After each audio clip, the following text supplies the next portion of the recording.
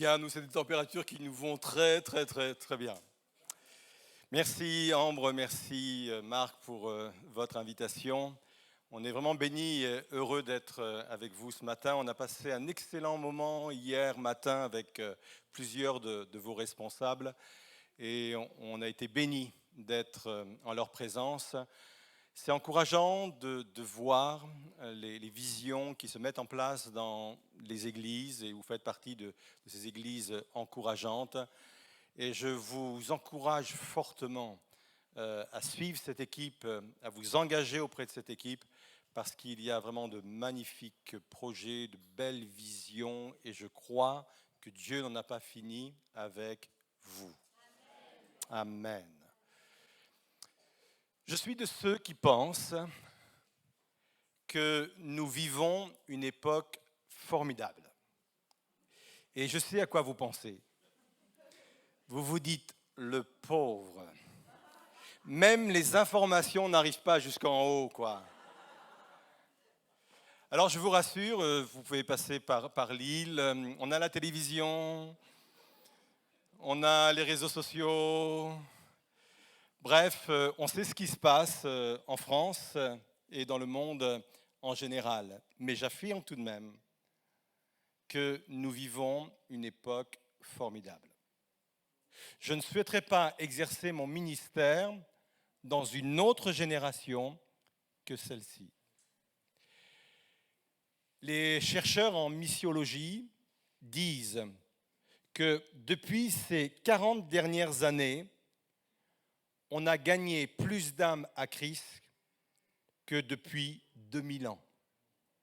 Depuis que Jésus a donné sa vie sur la croix, depuis que l'évangile s'est propagé dans le monde entier, depuis ce temps-là, on a gagné plus de temps d'âmes durant ces 40 dernières années que dans toutes les années précédentes. Et je pense que la crise sanitaire que nous avons vécue n'est pas là pour arrêter ou freiner cette impulsion, mais bien au contraire. Ça va aller au-delà de ce que l'on peut imaginer. Selon un sondage IFOP, donc très français, il laisse apparaître que près d'un Français sur deux, c'est-à-dire 49%, s'interroge sur le sens de la vie et est prêt à se dire en quête spirituelle. Un chiffre qui monte à 58% chez les moins de 35 ans et qui atteint 60% pour les 25-34 ans. C'est vrai que cette quête spirituelle peut les conduire vers diverses formes de spiritualité et je pense au pire, tout ce qui touche le surnaturel, tout ce qui touche l'occultisme.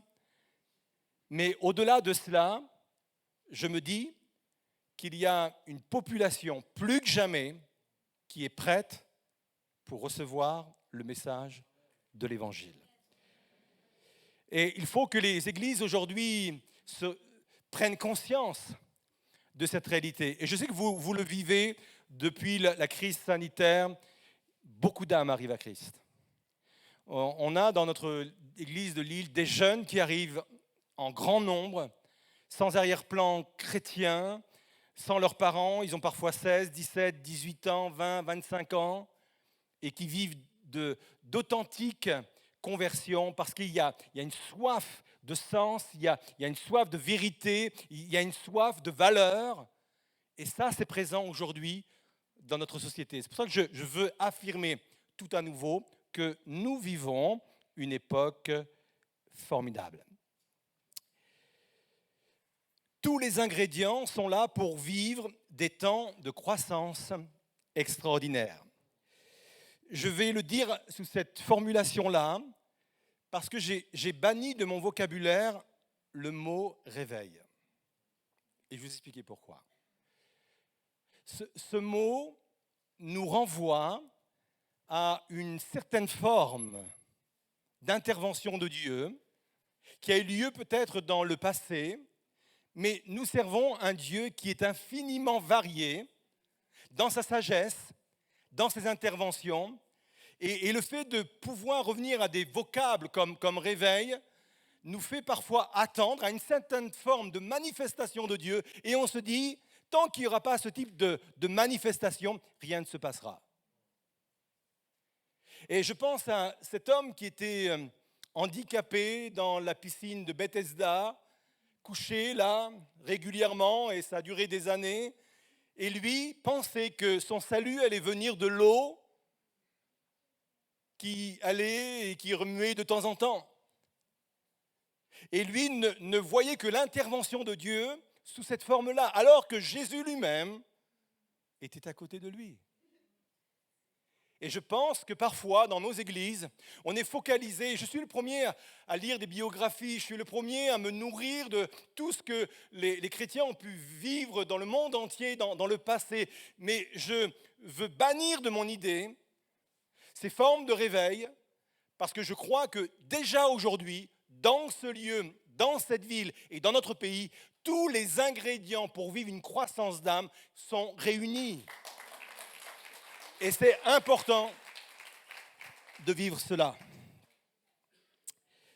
Il y a quelqu'un qui l'explique bien. Alors j'ai lu quelques livres de lui, je ne suis pas un disciple de lui, mais j'ai lu quelques livres de lui. Rick Warren, c'est pas un péché? Non, on peut en parler, d'accord. Et Rick Warren, j'aime bien la façon dont il présente le texte d'Ésaïe 51,15, on va l'afficher devant vous. Il dit ceci: « Je suis l'Éternel ton Dieu qui soulève la mer », et ça vous parle, vous, hein, qui soulève la mer et fait mugir les flots, l'Éternel des armées est son nom. Et il cite une autre version qui dit « fait gronder les vagues »,« fait gonfler les vagues ». Si un jour, vous rentrez dans une école de surf, ils ne vont pas vous apprendre à créer la vague.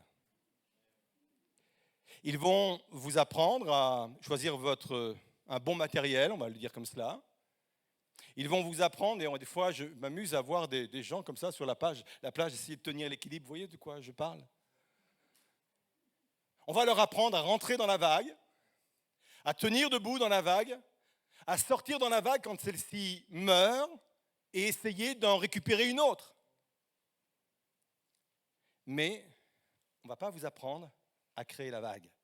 Et il écrit ceci: ce n'est pas notre responsabilité de créer des vagues, mais de connaître comment Dieu agit dans le monde et de nous joindre à son effort. J'aime, se joindre, on a juste qu'à se joindre à son effort. Et son effort est déjà là. Son effort est déjà visible. On ne crée pas les vagues. C'est Dieu qui les crée. Elles sont présentes aujourd'hui. Il faut juste avoir l'intelligence de les reconnaître, de reconnaître comment Dieu agit aujourd'hui dans notre société et de se joindre à son effort. On est partant pour ça? On est partant. 3 sont partants. On va essayer de gagner les autres. Donc l'objectif, c'est de retirer tous les freins, tous les blocages qui empêchent d'avoir accès à cette réalité. Alors j'en ai noté 3 ce matin. Ce n'est pas exhaustif, mais ce sont ces freins, ces blocages qui me parlent peut-être le plus en ce moment. Le premier blocage est un défaut de mentalité.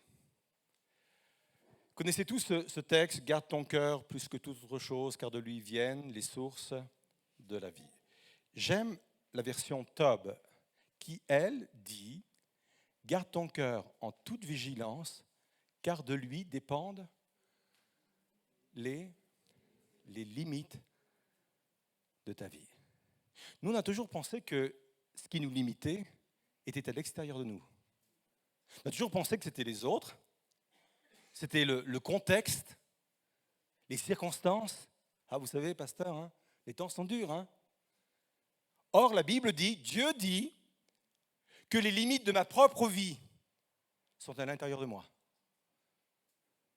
Les limites d'une église, ce n'est pas les gens qui sont autour de vous.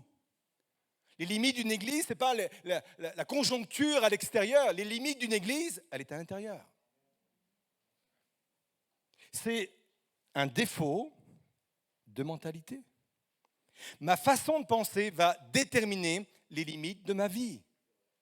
Et c'était le problème numéro un du peuple hébreu. Le problème numéro un du peuple hébreu, ce n'était pas tous ces peuples en yin, yin, yin, yin, yin. Vous voyez ce que je veux dire? Non, vous ne voyez pas? Si vous voyez. Les Cananéens, les Étiens, les Amoréens, les Phérésiens, les Éviens, les Parisiens, les... Amen. Ouais, j'annonce des fausses doctrines parfois.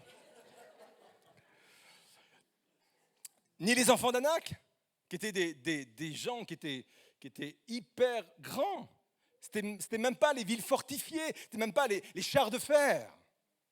Le problème numéro un du peuple hébreu, c'était leur mentalité, leur façon de penser. C'est pour cela qu'à un moment donné, Dieu va mettre en avant deux jeunes, Caleb et Josué, en disant, eux sont animés d'une autre mentalité, d'un autre esprit. Et si vous aviez eu la même mentalité qu'eux, vous auriez pu faire la différence face à ce peuple.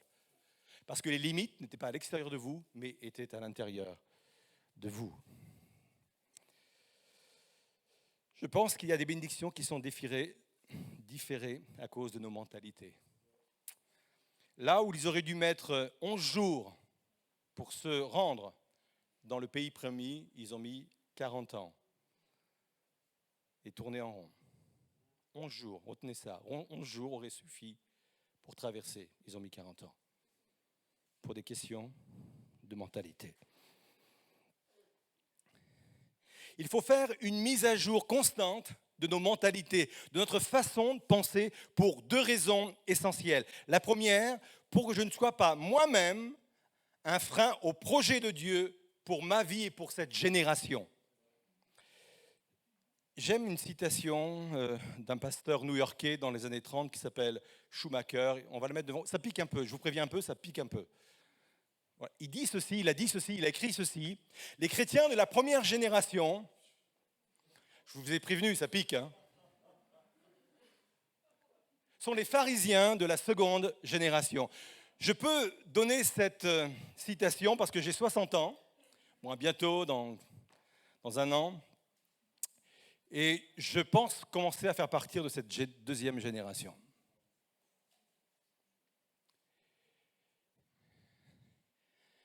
Et je peux vous assurer que je fais tout un travail sur moi-même pour mettre à jour constamment ma façon de penser, pour que malgré les âges ou l'âge qui va passer, je demeure toujours avec une mentalité renouvelée. Et j'ai un rêve, je peux vous le dire, j'ai un rêve. J'ai un rêve qu'à 90 ans, avec, si Dieu me prête vie, avec mon déambulateur, j'aille voir les jeunes en leur disant « Hé les jeunes, vous êtes un peu mous du genou là. Il va falloir être pertinent, il va falloir être novateur si vous voulez gagner encore votre génération. » Parce que j'aurais fait constamment ces mises à jour de ma mentalité. Ce n'est pas une question d'âge, hein. C'est une question de mentalité. À 30 ans, on peut avoir une mentalité qui n'a pas été renouvelée. À 90 ans, on peut avoir des personnes qui ont des mentalités renouvelées. Et elles sont encourageantes, ces personnes-là. Moi, elles me bénissent en tous les cas. Il y a eu 2 amen. Je note, hein, je note tout ça. Je veux dire, je note tout ça. Je note. Pourquoi est-il nécessaire de renouveler sans cesse nos mentalités, nos façons de penser, pour éviter ce que j'appelle la théologie du pire? Nous pouvons facilement nous laisser embarquer par une morosité ambiante. Ah, vous savez, pasteur, ça va être compliqué. Hein. On va essayer de tenir hein, jusqu'au bout. On va essayer d'en gagner quelques-uns. Mais nous, on va tenir. Ouais, oui, on va faire tout. Et même si on est les seuls, on va tenir. C'est ce que j'appelle la théologie du pire. Et ne me dites pas que ça ne s'enseigne pas. Moi, je crois, je fais partie de ceux qui pensent, encore une fois, que nous vivons une époque formidable et que nous allons continuer à vivre des moments extraordinaires. Vous savez, quand dans les évangiles, Jésus, par parabole, va parler du royaume, de son royaume, de la façon dont son royaume va évoluer jusqu'à la fin. Il y a beaucoup de paraboles sur ce sujet. À un moment donné, il parle d'un homme qui sort et qui va semer du bon grain, du bon blé. Il va se reposer et pendant la nuit, il y a son ennemi, dit la Bible, qui va sortir pour semer une autre semence de l'ivraie. Les deux vont pousser. Et quand les serviteurs de cet homme vont remarquer qu'il y a une mauvaise semence au milieu de la bonne semence, ils vont lui proposer, tu sais, nous on peut tout arracher, hein. On peut arracher la mauvaise semence. Et lui va dire ceci, et c'est vraiment une parole prophétique pour notre temps. Il va dire ceci dans Matthieu 13, 30, « Laissez croître ensemble, l'un et l'autre jusqu'à la moisson ». C'est une parole prophétique, ça veut dire quoi? Ça veut dire, il ne faut pas se leurrer, le monde ne va pas aller en s'arrangeant. Il faut être conscient de cela. On n'est pas des bisounours. On sait comment ça va se passer. On sait que le monde va mûrir pour des temps spéciaux. On le sait. On sait que sur le plan de la moralité, ça ne va pas s'arranger. On le voit déjà. On est quelque peu même dépassé par ce qu'on entend. Mais je crois que parallèlement à cela, le message de l'Évangile va prospérer. Laissez pousser ensemble. Laissez croître ensemble. Il ne faut pas tomber dans la théologie du pire. Laissez croître ensemble. Moi, je crois que là où le péché abonde, je crois que la grâce surabonde. Elle surabonde avec puissance. Elle surabonde avec force. Ça fait partie des principes même du royaume de Dieu. Et j'ai un autre appui aussi biblique et théologique pour affirmer ce que je viens de dire, c'est Acte 2, 17 que vous connaissez tous, c'est cette prophétie de Joël, le jour de la Pentecôte, quand les disciples ont vécu le baptême dans le Saint-Esprit, et les gens vont s'interroger sur ce qui se passe, et on va leur donner comme explication la prophétie de Joël, donc Acte 2, 17. Dans les derniers jours, dit Dieu, je répandrai de mon esprit sur toute chair. Vos fils et vos filles prophétiseront, vos jeunes gens auront des visions et vos vieillards auront des songes. Je pense que cette prophétie s'accomplit en plusieurs étapes. Dans les derniers jours, retenez bien cette formulation. Je crois effectivement que cette prophétie s'est accomplie partiellement le jour de la Pentecôte. Je crois que Dieu a répandu son onction et son esprit sur les 120 qui étaient là et ensuite sur la multitude de chrétiens qui a suivi jusqu'à aujourd'hui. Je crois vraiment que cette promesse de Joël a commencé à s'accomplir. Mais je crois aussi qu'il y aura une onction particulière pour des temps particuliers. Et ça fait toujours allusion à cette expression de Joël dans les derniers jours. Et je pense que nous sommes de plus en plus conscients que nous sommes véritablement dans les derniers jours. Des temps spéciaux et une onction spéciale. Et quand je parle d'onction spéciale, je ne parle pas de quelque chose d'un peu, je ne sais pas, vous savez, on se met à trembler de partout. Vous voyez un peu ce qu'on peut mettre derrière le mot onction, on prêche avec, voilà, et puis les mots sont percutants, ça en fait peut-être partie. Mais quand je parle d'onction, je mets derrière cela des appels particuliers. Je mets derrière cela des ministères particuliers, des savoir-faire particuliers, des intelligences particulières adaptées au temps et aux générations dans lesquelles on se trouve. Je crois que Dieu nous a promis que pour ces temps-là, il y aurait des qualifications, il y aurait des ministères, il y aurait des intelligences qui, elles et eux, seront adaptées à ce que nous vivons aujourd'hui. Priez beaucoup pour cette génération-là qui arrive. Moi, je suis épaté par cette nouvelle génération. J'en ai pas mal dans mon église, j'en ai également dans mon équipe, que ce soit au niveau pastoral ou de responsables de pôle. Ils sont brillants. Ils sont brillants. Ils ont, s'il y a des jeunes, bouchez-vous les oreilles, ils ont des outils que nous, on n'a pas. Moi, je crois que Dieu est en train de les préparer pour pouvoir vivre des choses en rapport avec notre temps. Ils vont leur donner, Dieu est en train de leur donner des clés. Bénissez-les, encouragez-les. Ne les freinez pas, même si vous êtes en déambulateur. Allez les voir. Et dites-leur, on pense à toi, on prie pour toi, on t'encourage à aller plus loin, parce que je crois que Dieu veut t'équiper pour cela. Amen. Vous êtes toujours là? Oui? Bon, ça me va. On continue? Ou il y en a assez? On continue. Quels pourraient être ces freins? Premièrement, un défaut de mentalité. Deuxièmement, un défaut de vision. Je l'ai dit hier au responsable qui était avec nous le matin, la vision précède toujours la provision. Retenez bien cette formule, elle est très importante. La vision précède toujours la provision. Ésaïe 49, verset 19 dit ceci. Voici, je vais faire une chose nouvelle sur le point d'arriver.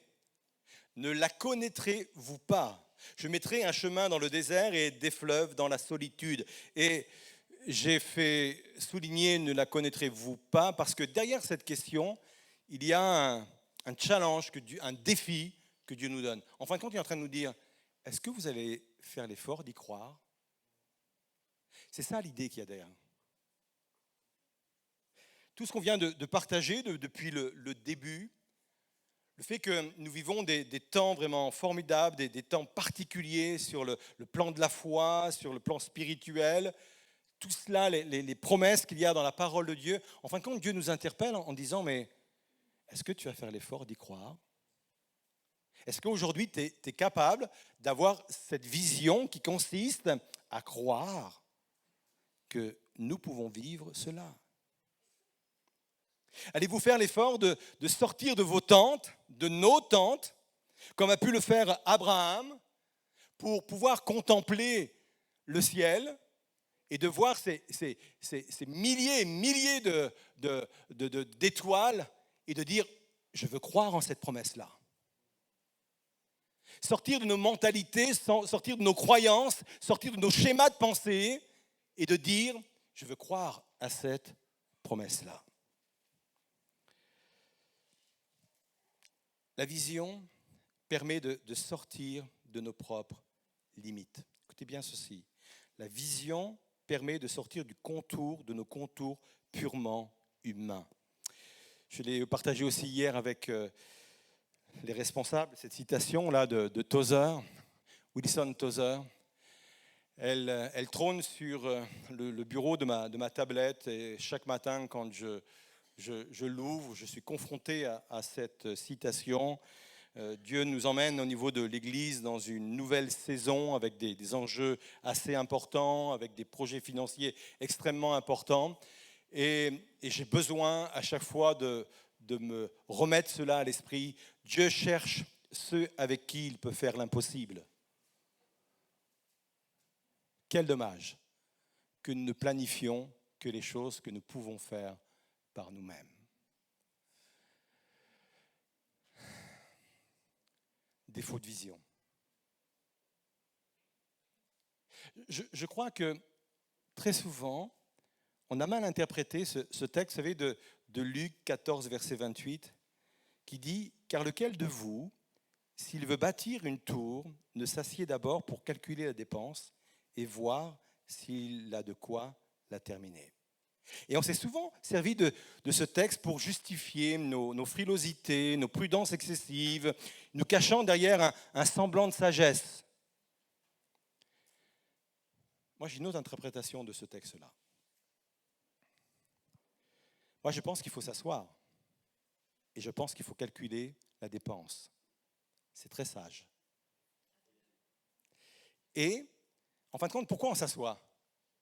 On s'assoit pour calculer toutes nos ressources humaines, intellectuelles, financières. Ce sont toutes nos ressources. C'est uniquement pour déterminer jusqu'où je peux compter sur mes propres ressources et où je vais commencer, où je vais devoir m'attendre aux ressources venant de Dieu. C'est uniquement ça. Alors, il y a une partie, oui, il y a une partie, je vais faire des choses qui me semblent possibles, donc voilà, c'est ça. Moi, si je fais le calcul, et je suis en plein dedans aujourd'hui dans ce projet lillois, si je fais mon calcul, je suis en train de dire, je peux me permettre que ça. Mais quand vous êtes habité d'une vision qui vient de Dieu, d'une vision qui vient vous chercher au plus profond de vous-même, vous vous dites, bien, à partir de là, je n'ai pas le choix de dépendre de Dieu et de m'attendre à lui. C'est à partir de là où je dois m'attendre à ses ressources. Et c'est comme cela que Jésus a fait avec les disciples. Vous savez, quand à un moment donné, il fait la multiplication des pains, et puis il leur donne une mission, mais complètement folle. Donnez-leur vous-même à manger. Ben, ils se sont assis, hein, et ils ont imaginé la dépense. Et puis ils sont allés chercher, ils ont fait les fonds de tiroir, les fonds de poche, là, ils ont dit, bon, mais écoute, on a 200 deniers. Ça va être compliqué, hein, 200 deniers. Je ne sais pas s'ils se sont dit, on va en garder que 10, on va renvoyer les milliers d'autres. Ou alors peut-être qu'en disant, on a 200 deniers, ils se sont dit, bon, voilà le bout de nos ressources. Et si on se limite à cela, on va faire une œuvre, mais elle sera purement humaine. Or, nous sommes appelés à faire des œuvres surnaturelles. Or, nous sommes appelés à vivre l'impossible. Et si nous sommes appelés à vivre l'impossible, à un moment donné, il faut se jeter à l'eau. À un moment donné, soit on croit qu'on a un Dieu tout-puissant, ou alors soit on a un Dieu qui est là à nos côtés, qui sert un peu de croyance un peu générale, et on se dit, bon, on va rester dans nos limites, on va quand même prier pour que Dieu nous aide, parce que voilà, c'est très chrétien de prier pour que Dieu nous aide, et c'est tout. Ou alors on se dit, Seigneur, je veux vivre l'impossible. Et c'est ce que ces disciples ont vécu. Ils ont dit à un moment donné, on lâche tout, hein. Bon, 200 deniers, allez, on va peut-être les mettre, mais Seigneur, tu vas mettre au bout. Hein. Et Dieu a mis au bout. Parce que tout est parti d'une vision. Tout est parti d'une vision. Et parfois, c'est ce défaut de vision qui nous empêche de vivre ce que Dieu a prévu pour chacun d'entre nous. Faire l'effort de croire à la promesse. Il y a une année de cela, Dieu m'a inspiré ce livre, Croire en la promesse. C'est un livre qui est basé sur le parcours d'Abraham. Et je l'ai écrit en pensant au projet actuel de l'Église, même si ça dépasse ce projet-là, c'est bon pour tous les projets, parce que je crois que nous vivons en deçà de ce que Dieu a prévu pour nous. Je suis de ceux qui pensent que nous vivons à l'économie, alors que Dieu prévoit de belles et grandes choses pour nous. Croire en la promesse, c'est un livre qui est sorti en mars. On peut le trouver un peu partout, chez Amazon, à la FNAC, mais on en a ramené quelques exemplaires. Et si ça peut vous bénir, n'hésitez pas à l'acheter en sortant. On sera très heureux que vous puissiez repartir avec Croire en la promesse. Et puis enfin, un autre frein qui peut empêcher de rentrer pleinement dans ce projet de Dieu pour cette Église, c'est un défaut d'engagement. Et on va faire une lecture dans 2 Samuel 23, 8. Vous pouvez dire à votre voisin, il a bientôt terminé. Il a bientôt fini. Respire, il a bientôt fini. Dit Amen. Si, moi je suis quelqu'un qui ne prêche pas longtemps. Vous pouvez vous renseigner, aller voir sur YouTube et tout ça. Je dépasse jamais l'heure et demie, moi, tu vois. Non, 30, 40 minutes, pas plus. Défaut d'engagement.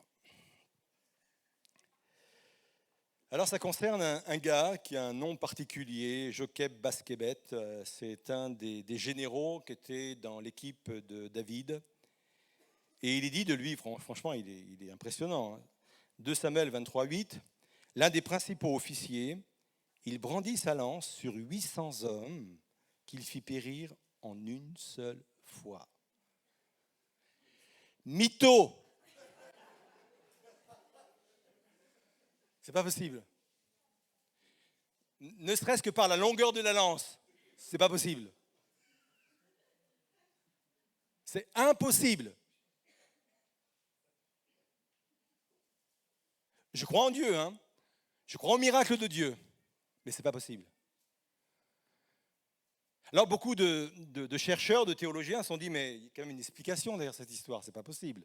Alors on a cru pendant un temps que c'était des problèmes de copistes, des gens qui avaient mal recopié le texte, jusqu'au jour où on a réalisé la pratique qui était en place pendant les batailles, pendant les guerres en fin de compte.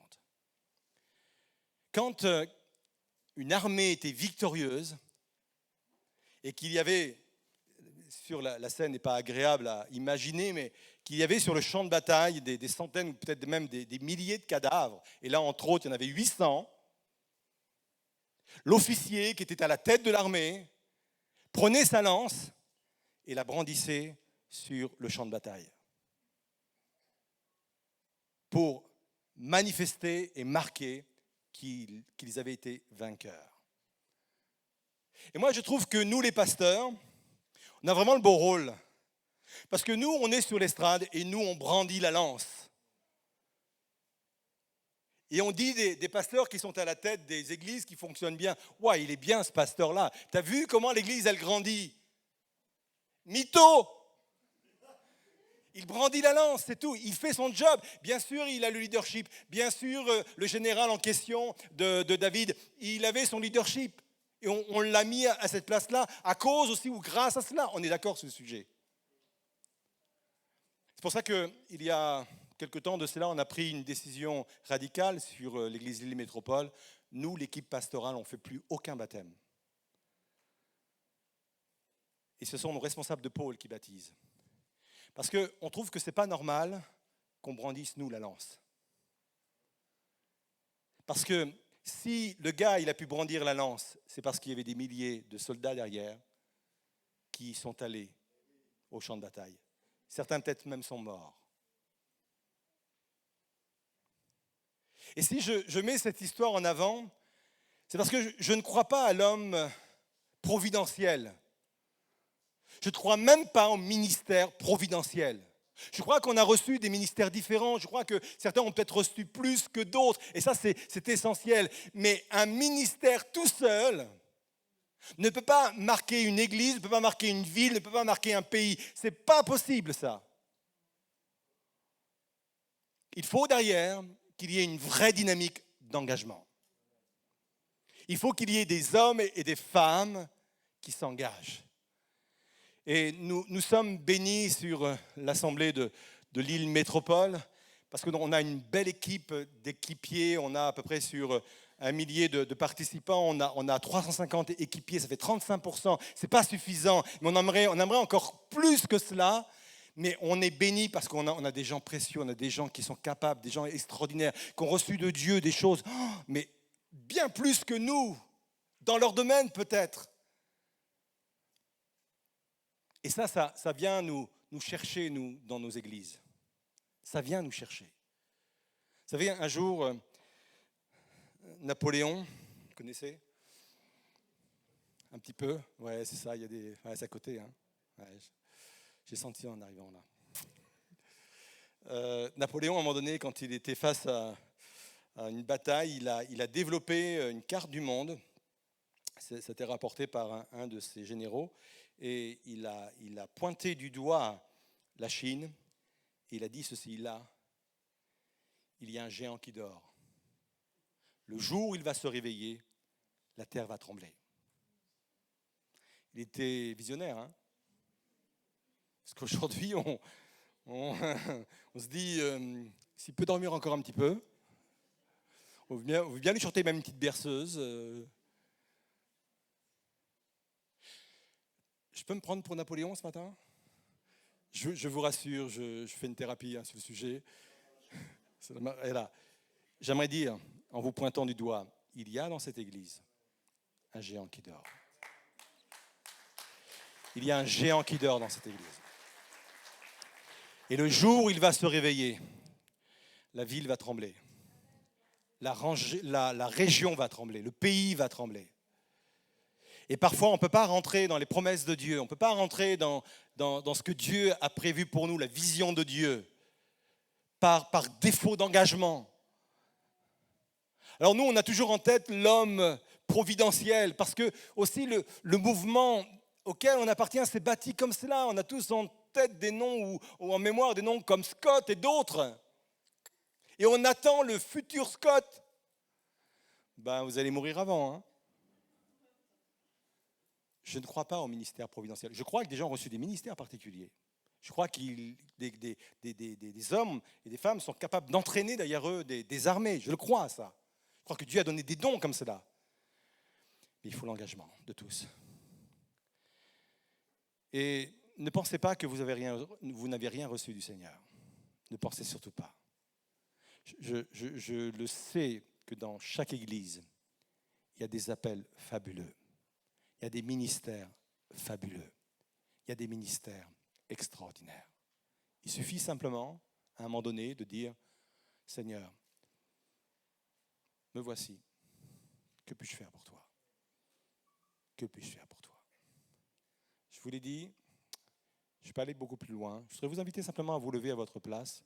Je voudrais que vous puissiez reconsidérer avec moi les quelques pensées, les quelques, j'ose appeler, vérités qui ont pu être partagées, qui ont pour but de venir nous chercher dans nos raisonnements. Peut-être que ça doit commencer par un changement de mentalité, un changement de pensée, une autre façon de penser les choses. Vous savez que le fait de penser autrement, c'est le plus vieux message de l'Évangile. Le fait de penser autrement, c'est une base doctrinale qui est la plus importante dans la parole de Dieu. Ça porte un nom qu'on retrouve plus de 1000 fois dans la parole de Dieu, c'est le mot repentance. Parfois, la repentance, on la laisse simplement pour les personnes qui ne connaissent pas le Seigneur et qui viendraient pour la première fois et qui pleurent. Ça en fait partie. Mais la repentance, c'est un état d'esprit en fin de compte. La repentance, c'est quelqu'un qui est capable de remettre à jour sans cesse sa façon de penser. C'est un état d'esprit, c'est une façon de faire, une façon de vivre. C'est un art de vivre même. Et je veux personnellement, et je le fais chaque fois que je suis dans la présence de Dieu, faire ces mises à jour. Seigneur, viens faire ces mises à jour de ma mentalité, de ma pensée. Pour que je ne tombe pas dans la théologie du pire ou que je ne devienne pas ce pharisien de la deuxième génération, Seigneur. Je ne veux pas être un frein pour les générations présentes ou à venir, Seigneur Jésus. Par ma façon de penser, par ma façon de voir les choses, je ne veux pas, Seigneur Jésus. Seigneur, je veux être devant toi ce matin. Et je vous invite vraiment à vivre cette introspection et à laisser la parole de Dieu et à laisser le Saint-Esprit venir vous chercher. Peut-être tu fais partie de ceux et de celles qui pensent que les résistants sont à l'extérieur de toi. Tu penses que ce sont les autres. Tu penses que c'est peut-être même l'équipe pastorale. Peut-être tu penses que c'est la conjoncture, c'est les circonstances, c'est tout cela. Et si les premiers blocages étaient en toi? Et si c'était ta façon de voir les choses, de penser les choses? Et si tu t'étais enfermé dans de fausses croyances? Et si tu t'étais enfermé dans des schémas de pensée qui ne correspondent pas ou qui ne correspondent plus au plan de Dieu pour cette génération ou même pour ta vie?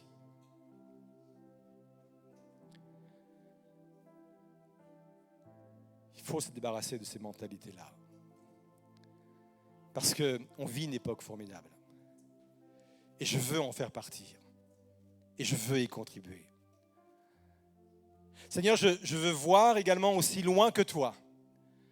Je veux voir aussi grand que toi, Seigneur Jésus. Je veux vraiment recevoir de toi la vision pour mon monde, pour mon pays, pour ma ville, pour mon ministère, Seigneur Jésus. Je veux avoir un regard élargi, Seigneur. Je veux, comme Abraham, sortir de ma tente, sortir de mes conceptions humaines, Seigneur. Je veux même me sortir de mes capacités humaines, Seigneur, pour imaginer ce que tu as prévu pour moi, Seigneur. Je dis bien imaginer parce que le plan est trop grand, Seigneur Jésus. Seigneur, viens faire ton œuvre ce matin dans ce lieu. Viens faire ton œuvre dans ce lieu. J'aime qu'on puisse prendre position par rapport à la parole qui est annoncée. Je crois qu'il y a un acte qu'on pose devant Dieu à chaque fois qu'on prend position par rapport à une parole. Je crois même qu'il y a un acte prophétique que l'on produit Quand on sort de son rang, quand on quitte sa chaise et marcher jusqu'au devant. Je crois qu'il y a un acte prophétique en cela. Je crois aux gestes prophétiques, je crois aux actes prophétiques. Je crois que le fait de se lever de sa chaise et de sortir de son rang, prophétiquement, je dis, je sors de mon état, je sors de ma conception, ma façon de voir les choses, je sors de mon confort. Et je marche vers cette nouvelle vie, ce nouvel appel que tu mets sur ma vie, Seigneur. Je ne sais pas si matériellement c'est possible.